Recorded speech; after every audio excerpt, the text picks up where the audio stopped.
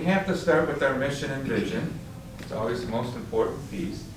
That's that up there, right? This is why your child or loved one is here with us. This is what makes us different than every other agency that's out there. And so, I'm not gonna ask you individually, but what words do you connect with on the mission and vision? What are some areas that you think are, that you're like, you know what, this means something to me and my family? Yeah. Valued? How come?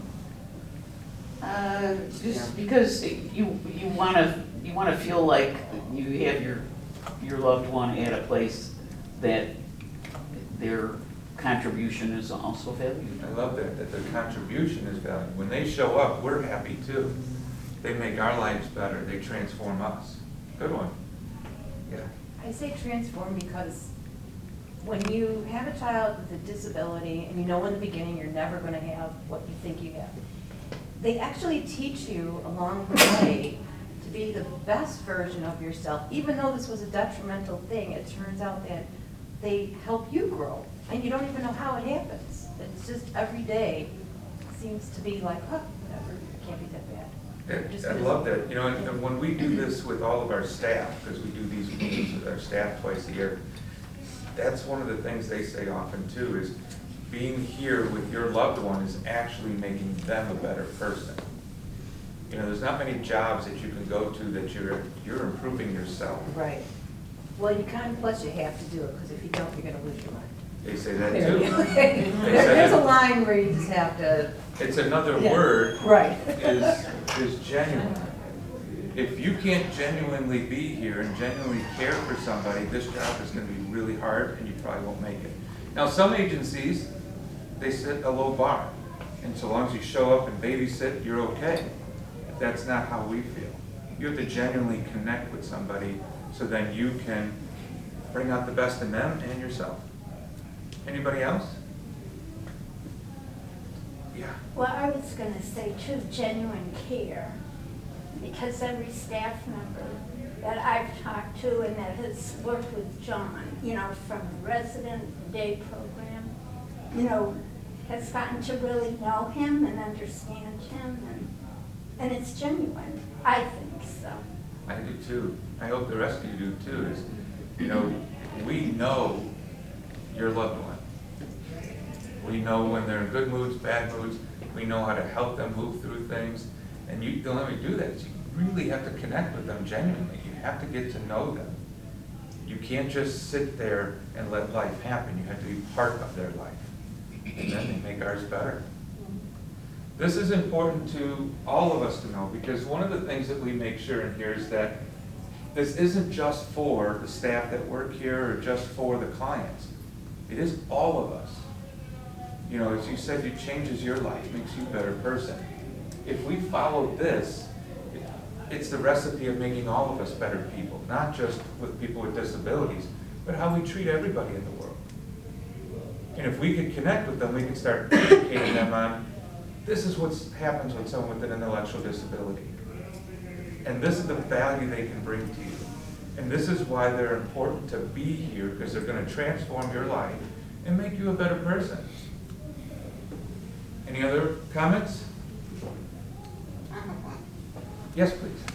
Mine is two words also, but equally valued.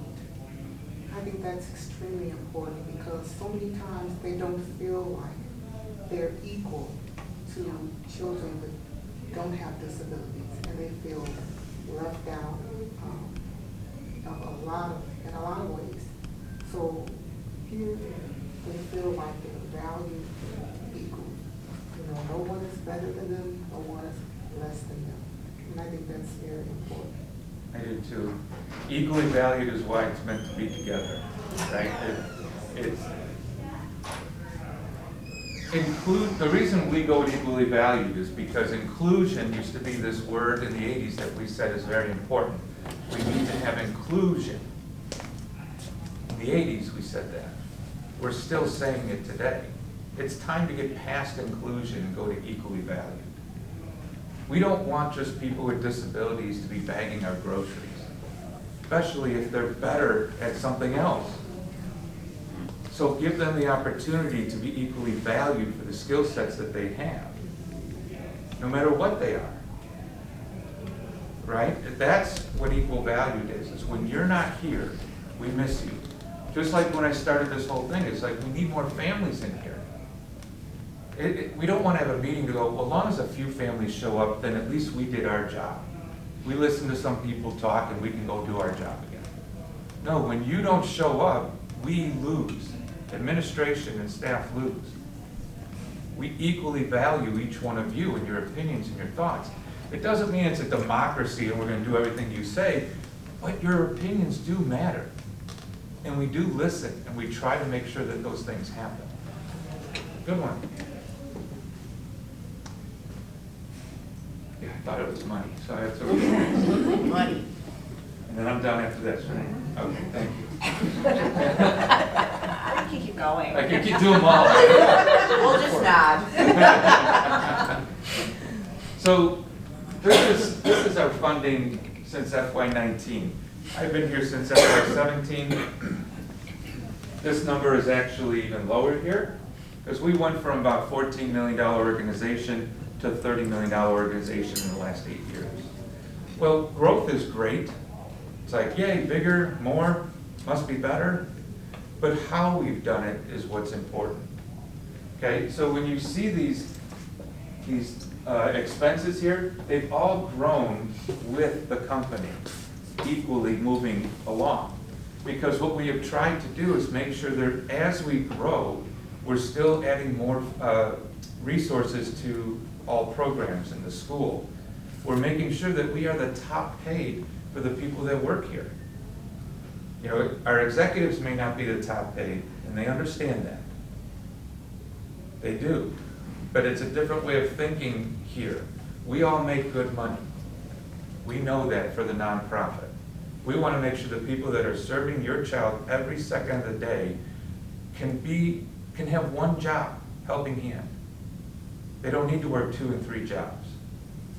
We want to make sure that they feel valued when they're coming to work, because if I and us all put our team members first, they're going to put your loved ones first. So many agencies focus on programming, and we're going to invent this new service and this new thing. And that's fantastic, but if you don't have employees who actually care and buy into it, it doesn't matter. And so we put way more effort into empowering our employees. Lots of education that our HR department does for management and for how to do day-to-day work. That's super important to us. Our benefits are really good. We make sure that we balance how most of our employees are single parents. So our insurance is almost nothing for single parents and singles, because that's the majority of who we serve, or who I serve, I feel, is our employees. Does that make sense? Because when I first started here and I told employees, Melissa will remember that, I came out and I talked to our employees and even talked to some of our families about this. I said, who's number one in the agency? And they said, clients, students, because they're wonderful people. And I said, you're wrong. It's you, the employee, that's number one. They argued with me, right? We had a little bit of debate. I'm not even sure if you may have even argued with me when you first met me on some of those things. Melissa never argues, no. But if we put them first, then it works. 80% of my cost is people. So why wouldn't we invest most of our money and time and energy to the people who are here? As I said, they're like our iPhone. So you don't forget your iPhone, you keep working to make it better. That's what we do here. And so as family members, we want you to think about that. They're the most important. Sometimes they don't understand what you want, or maybe they won't even be able to do what you want. But remember, we're a team. They're not working for you. They're not there for you to say, hey, just get it done. Understand where they're coming from so they can understand where you're coming from. and we're gonna grow. The number 2 thing that we focus on is top homes and program spaces. We're continuing to grow in our homes. We're adding new homes, at least 1.5 every year. Our homes that we've been building lately are over $1 million each. We make sure that they're top of the line homes, that people with intellectual disabilities deserve that. Okay? They're not Taj Mahals, but they have everything that they need to live in that home, including technology, their own space, big bedrooms. You know, I watched a competitor of ours put out a social media post. They actually were even on the news, like Channel 2 or something like that. And the newscaster said, "You guys are so innovative when it comes to helping people with disabilities. Your home is innovative. Tell me why it's so innovative." We have a ramp. That's what they said. And I'm not saying that he said that and then a bunch of other stuff. We have a ramp.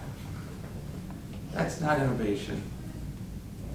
That is not. It's create the whole house so then they are not feeling like they don't belong in their own home because things don't fit right. Technology so that when staff isn't always around, they can ask the computer questions and it knows them to help them move through their goals, how to make their bed, to watch videos that are more important. They can watch Rio all day because it's set up on their computer on the wall because it's for them. The other is services for all ages and abilities. So we're an organization that has everything. And a lot of people don't know that. Some of the day program people, you may realize is we have physical therapy, occupational therapy, and speech therapy that's in our day program. You know, we're getting more, help people learn more as they grow. And we always expect excellence. We expect excellence from you, from our staff, from me, and from the people we serve. If you come here and watch people in their day, a lot is going on. Everything's happening because they're learning. This isn't a retirement home. It's a place to keep growing and push them to be a little bit better, a little bit more education, a little bit more self-reliance. I think that's all I got for that. Fundraising is always important. Look at, where are we at here, the green?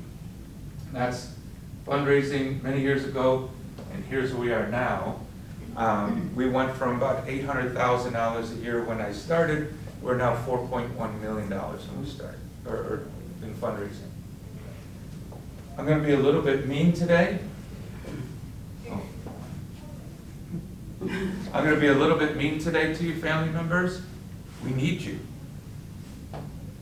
The lowest percentage of donations to us comes from families.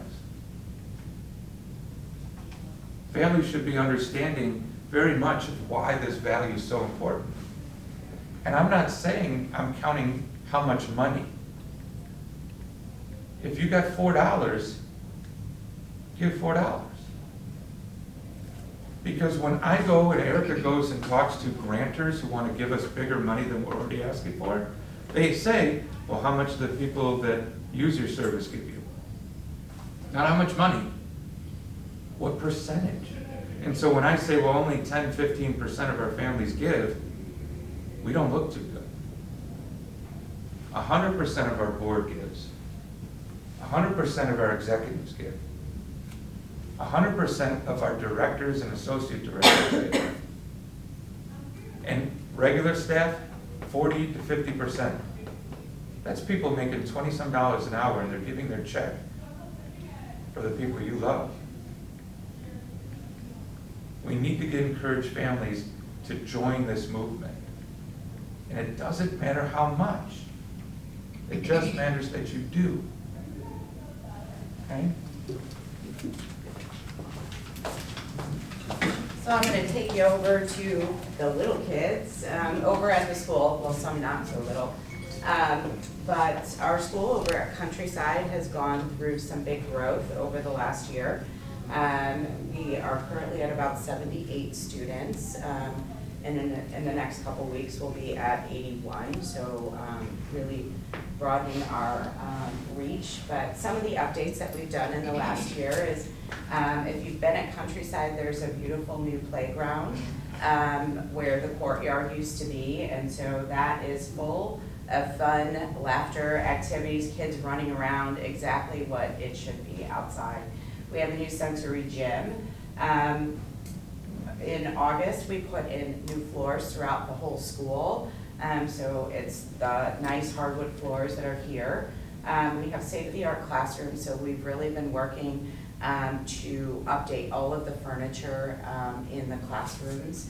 So there's flexible seating, there's different options for kids and students, smart boards in all of the classrooms. And then our Associate Director of Curriculum has worked really hard to bring in enrichment speakers within the school.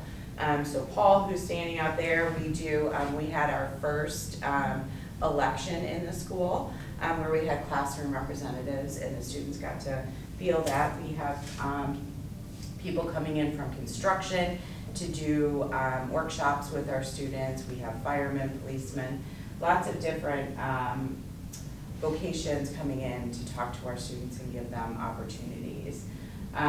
We have awesome outings happening every day. Students are going shopping, they're going to the zoo, they're going to museums, so they're having a lot of fun putting those skills to work out in the community, connecting with our community. And then work experience, we have our cafe where students take orders and then fill those orders, either making coffee or some simple sandwiches, pizzas, stuff like that. And then also transition, we are partnering with Plymouth Place, and 3 of our students in the transition program are going out to work 3 days a week at Plymouth Place. So we gotta put an exclamation point on that. And it's this young guy here. He is the first one in our school, 70 years we've been around, to get a job or to work in the community through our school. That's pretty good. Bill, can you forward it for me? Thanks. Teamwork.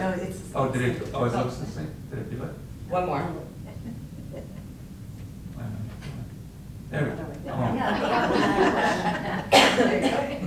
I always swipe right. And then I love just everybody. some more updates. We're moving, this school year, we've moved toward classroom center rotations, which allows for some more individualized programming and teaching for our students, and changing things up so lessons aren't being taught the same way over and over again, but they can experience things through different sensory modalities. We are expanding our clinical team within the school because we are adding new students. And so we've added a physical therapist in the school and an occupational therapist. And then just some celebrations, some things to talk about.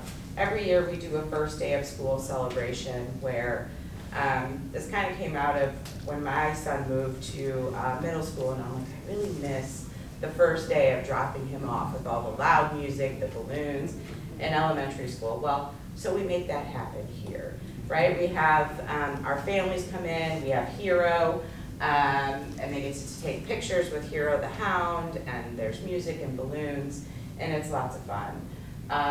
We have graduation, so we've started doing graduations every school year, so moving up ceremonies for our middle school to high school to transition, and of course those kids that are leaving us and going on to adult services at 22. We have a holiday pageant every year where the students put on a performance, and we invite families to come in.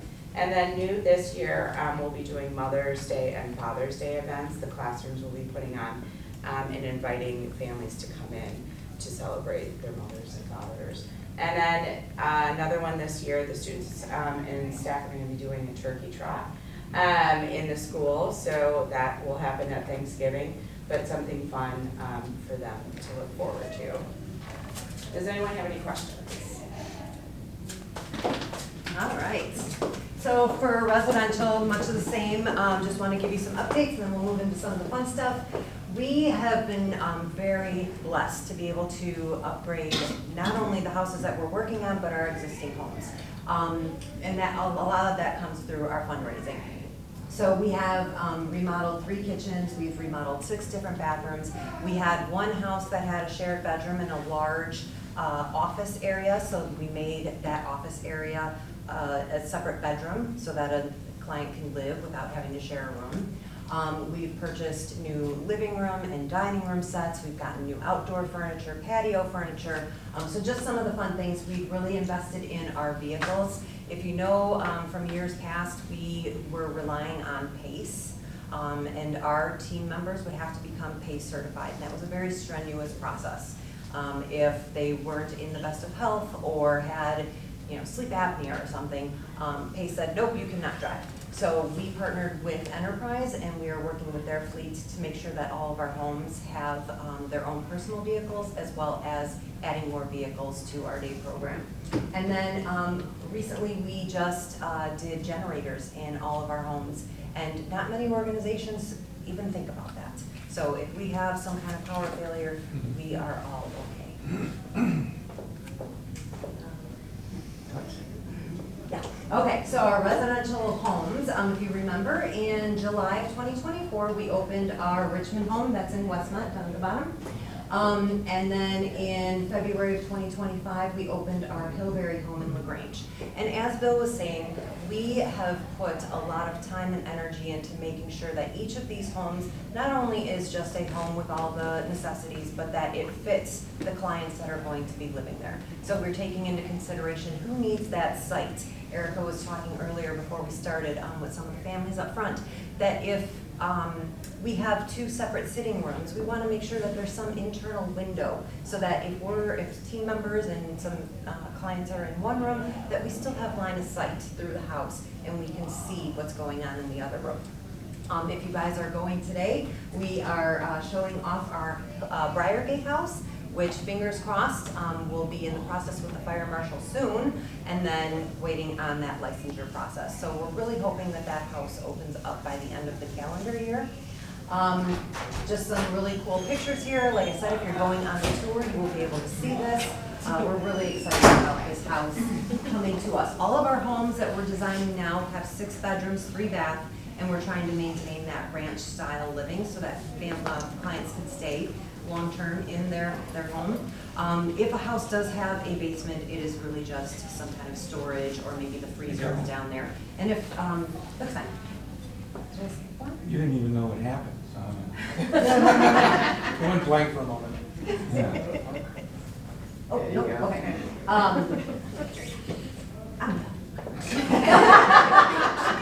Another way. The others. Look at they remember. I know. All right, for day program. Some really cool updates here. As you've seen, we've gotten the new flooring. If you're gonna go for a tour throughout the building, you'll see some of this stuff. We've done some new painting. Across from the director's office, Marcella, we added a big storage area because our art room was overflowing with stuff. So now there is space to store some of that and to lay out some of the artwork that the clients are making so that it can dry properly and nicely.